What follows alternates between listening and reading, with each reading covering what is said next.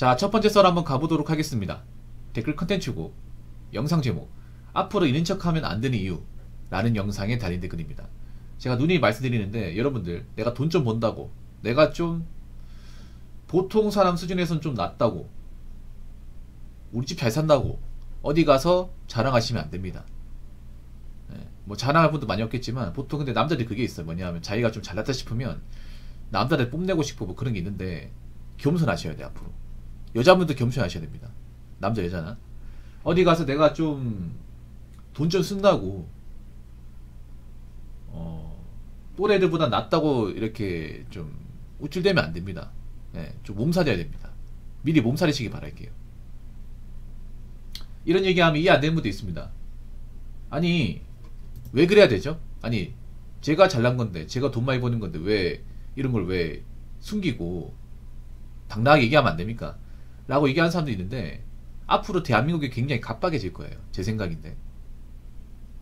괜히 내가 돈 좀 있다고, 돈 좀 번다고, 내가 좀 뭐 좋은 차 mon다고, 비싼 물건 가지고 있다고 이제 나대면 당합니다. 어떻게 당하냐? 이 똥파리 같은 사람들한테 당해요. 그럼 똥파리 같은 사람한테 어떻게 당하냐? 자꾸 돈 문제를 걸고 넘어집니다. 아니면 범죄 대상이 될 수 있습니다. 범죄 대상. 괜히 뭐 비싼 차 몰거나 비싼 어떤 그런 명품 같은 거 가지고 있으면, 이 사람 돈이 많으니까 통장에 돈이 많겠지. 실제로 그렇습니다. 여자분들 절대 어디 가서 돈 있다고 이렇게 나대지 마세요. 나대지 마. 원래 경기가 어려우면 생계형 범죄 같은 게 많이 일어납니다. 생계형 범죄. 뭐 생계형 절도 같은 거, 마트에서 뭐 라면이나 계란 훔친다거나, 아니 무전취식 같은 거, 뭐 이런 것도 있지만, 또 일어나는 것 중에 하나가 납치예요. 납치, 인질 강도 같은 거. 조심해야 돼. 이거 물론 그러니 안 벌어지면 좋겠지만, 앞으로 사이가 힘들면 누가 힘들어요? 가진 거 많은 사람이 힘들겠어요? 가진 거 없는 사람이 힘들까요? 가진 거 없고 빚는 사람이 힘들어요. 그러면 사람이 가진 게 없고 빚만 있잖아요. 그럼 사람은 이성을 상실해요. 그러면 원래 법에서 용납하면 안 되는 것들, 이성적으로 한다면 안 되는 것들에 손을 댑니다. 그게 뭘까요? 범죄입니다. 범죄. 안타깝지만 이제 좀 살기 힘든 분들은 그런데 손을 대는 분들이 많아져요. 그래서 괜히 내가 돈 좀 번다고 나댔다가 그런 표적이 될 수 있어요. 여자분들 잘 들어요. 특히 내가 좀 그래도 또래보다 낫다고 어디 가서 이제 자랑하잖아요. 그러면 괜히 그런 것 때문에 뭐 좀 표적의 대상이 될 수 있습니다. 물론 이런 얘기하면 기분 나쁠 수 있겠지만, 조심해야 돼. 앞으로 몸살해야 됩니다. 굳이 내가 뭐 돈 이만큼 번다, 뭐 좋은 차 가지고 있다, 굳이 그런 걸 남들한테 보여줄 필요가 없어. 이게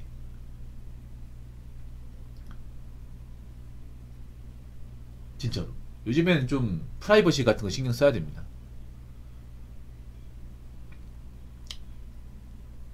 좀 안타깝지만 그래요. 이 대한민국이 지금 가진 게 없는 사람이 살기 힘들어요. 뭐 뻔한 얘기겠지만, 그럼 그 사람들이 나쁜 데 손댈 가능성이 크다는 거예요. 열심히 사신 분에 상관없어. 근데 열심히 살았는데 잘 안 되는 분들, 아니면 뭐 말 안 먹은 사람들, 그런 사람들이 많아. 너무너무 많아요. 아무튼 그렇기 때문에 여러분들 각자 겸손하시기 바랄게요. 어디 가서 나대지 말고, 어디 가서 돈 이만큼 번다 얘기하지 마시고, 어디 가서 자산 이만큼 가지고 있다 얘기하지 마시고, 어디 가서 뭐 내 좋은 차 mon다, 우리 집 잘 산다고 얘기하지 마. 별거 없어 그냥. 그럼 괜히 이상한 사람 달라붙어서 돈 빌려달라, 아니 도와달라, 이렇게 호소하는 사람들만 들러붙습니다. 아무튼 각자 조심하시기 바랄게요. 조심한다고 해서 나쁠 거 없습니다. 자, 댓글 한번 읽어보도록 하겠습니다. 지키는 것이 최고의 재테크 맞습니다. 각종 투자 및 투기로 수억 원의 빚쟁이 된 사람들 정말 많아요. 예적금 비웃는 사람들 중 투자로 성공한 사람 과연 몇이나 될까요? 투자의 성공 사례는 10% 정도뿐이 안 된다고 봅니다. 나머지 90%는 실패라는 거죠. 세상에 공짜 없고 쉬운 길도 없어요. 자기 분수를 잘 알고 정도를 지키며 지금 내가 가진 것이라도 제대로 지키면 살아도 되는데 아무런 불편함이 없다고 생각합니다. 맞습니다. 여러분, 돈을 많이 버는 것만 생각하는데, 돈을 많이 버는 거 중요해요. 근데 돈을 많이 버는 것보다 더 중요한 게 뭐냐면 그 돈을 잘 관리하는 거. 그 돈을 쓸데없는 데 안 쓰는 거. 그래서 최대한 저축률 늘리는 거.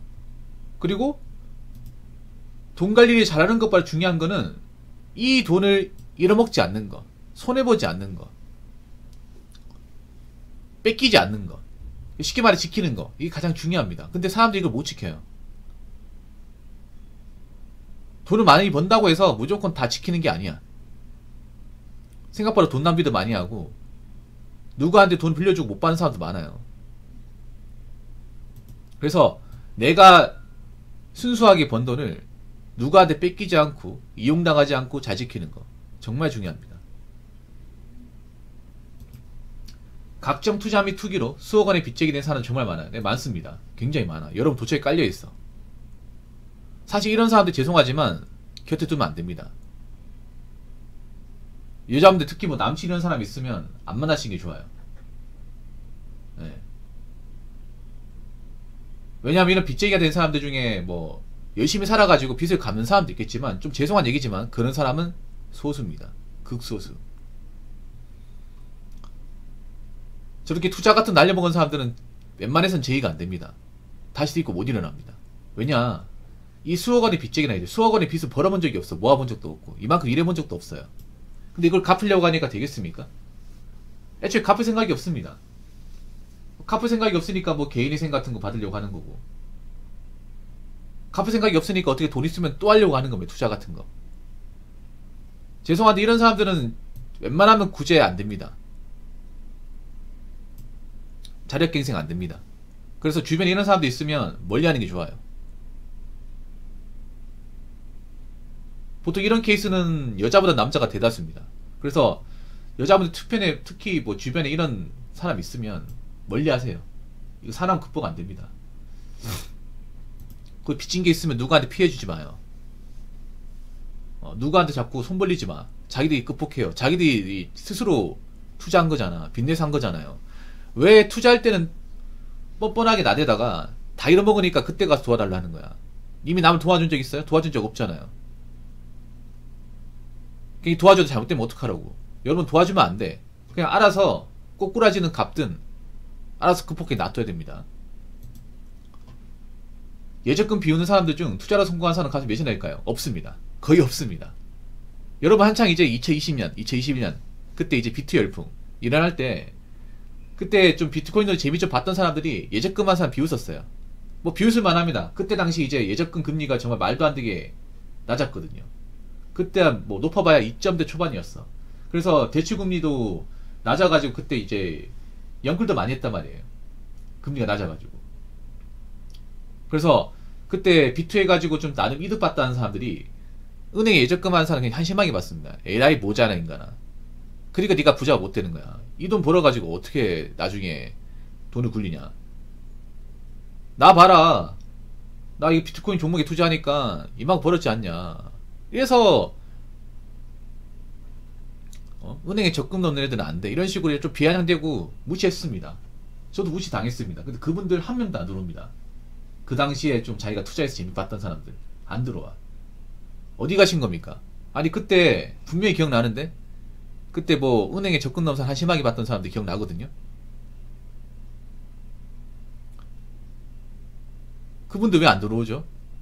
근황 좀 알려주세요. 근황 좀. 왜 안 들어오겠어요? 다 날려먹었으니까 안 들어오는 거야. 다 날려먹었으니까. 이게 비투 하신 분들이 이 접는 게 힘든 게 왜 그런지 아세요?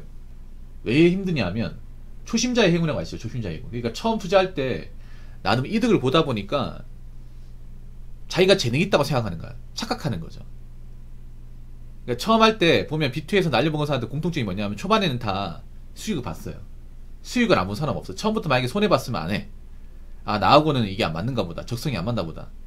안 하는데 처음에 다 수익을 봤어요. 그래서 어떤 착각을 하냐 하면 아 내 이쪽에 재능이 있네.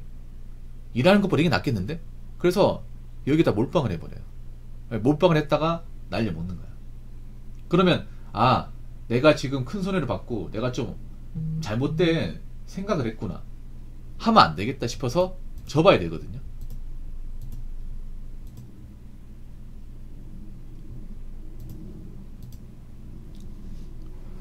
근데 안 접어. 그런 분들 보면 특징이 아직도 자기가 재능이 있다고 생각해요. 그 돈을 다 말아먹어도 재능이 있다고 생각해요. 그런 사람은 개가천선 안 됩니다. 제가 보니까. 그리고 우리가 알아야 될 게 뭐냐, 투자를 실패하잖아요. 못 일어납니다. 투자를 소액만 하러 가잖아요. 왜 소액만 하러 가냐면 그 소액 없어도 손해보더라도 살아가는데 큰 리스크가 없으니까 하는 건데, 보통 서민들이 나쁜 게 뭐냐 하면 극단적으로 합니다. 극단적으로. 레버리지를 보통 서민들이 많이 하죠. 가진 거 없는 사람들이. 그 왜 레버리지 하냐? 가지고 있는 게 없으니까.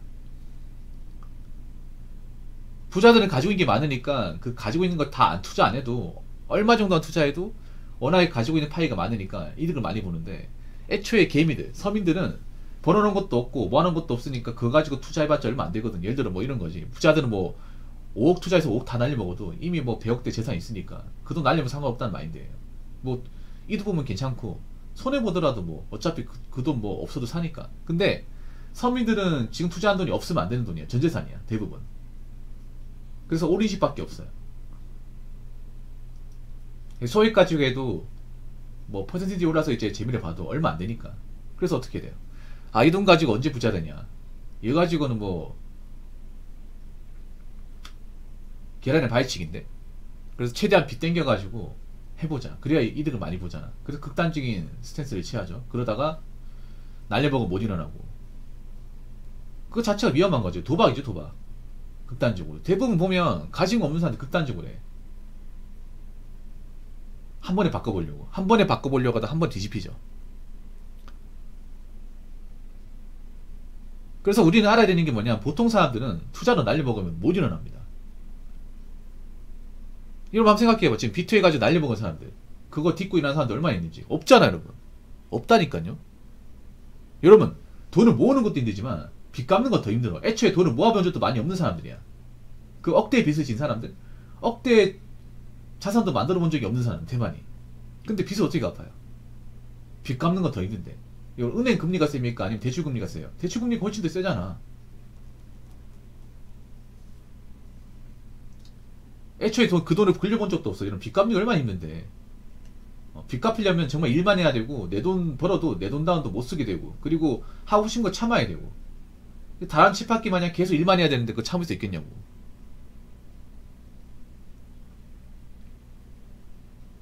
못 참아요 이게. 그러니까 여러분 있잖아요. 가진 게 없으면 절대 극단적인 투자 같은 거 하시면 안 됩니다. 아니, 투자를 하지 마. 가진 게 없으면. 내가 가지고 있는 게 없으면, 벌어놓은 게 없으면 하지 마세요.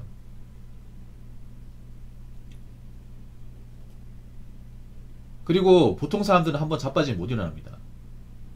앞으로 못 일어나는 사람들, 저렇게 비트에서 난리 먹은 사람들이 그 중에 자기들이 갚아서 빚을 제로 만들고 딛고 이런 사람이 얼마나 있는지 한번 보세요. 거의 없습니다. 그러니까 하면 안 돼. 다시 한번 말하지만 돈을 버는 것도 중요하지만 내가 번 돈을 안 잃고 지키는 게 더 중요합니다. 잘 지키기만 해도 성공하는 겁니다. 무슨 말인지 아시겠죠? 자, 이상으로 첫 번째 썰 마치도록 하겠습니다.